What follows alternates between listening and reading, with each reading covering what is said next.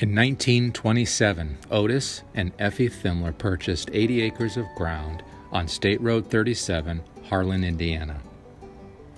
Otis and his son Ralph purchased 8 farms, including one in Ohio.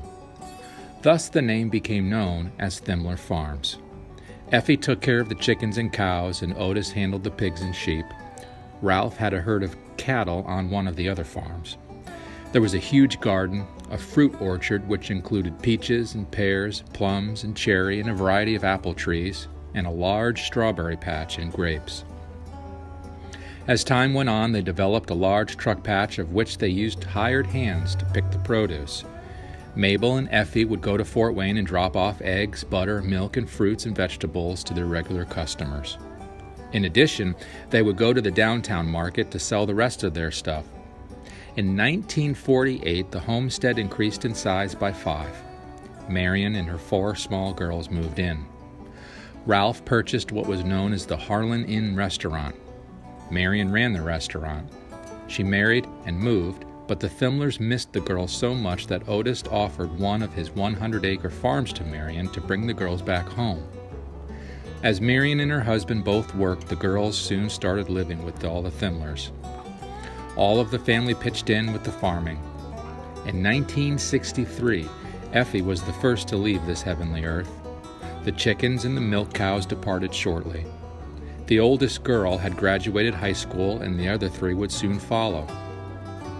In 1973, Otis departed this world, leaving his farms to Ralph and Mabel. All of the animals were gone by this time. Ralph formed a corporation of the farms. Periodically, Ralph would hire some outside help. He died in 1983. Mabel said it was time to sell the machinery. She just couldn't farm herself. Therefore, Schrader's Farm and Real Estate Auctioneers was hired to sell the equipment. It was a huge Valentine's sale. It appeared that the whole country came. The sale was a huge success.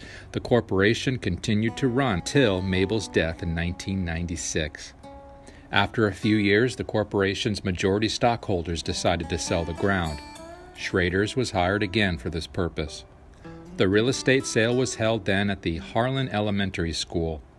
Again, Schrader's proved to be the best in the business. Jean, the niece, and Dave, her husband, had purchased 20 acres of the original Thimler Farms after Mabel's death from the corporation. When the corporation sold the rest of the farm ground, Jean and Dave had to sell 1/3 of an acre back to the corporation for an easement to get to the 60 acres owned by the corporation.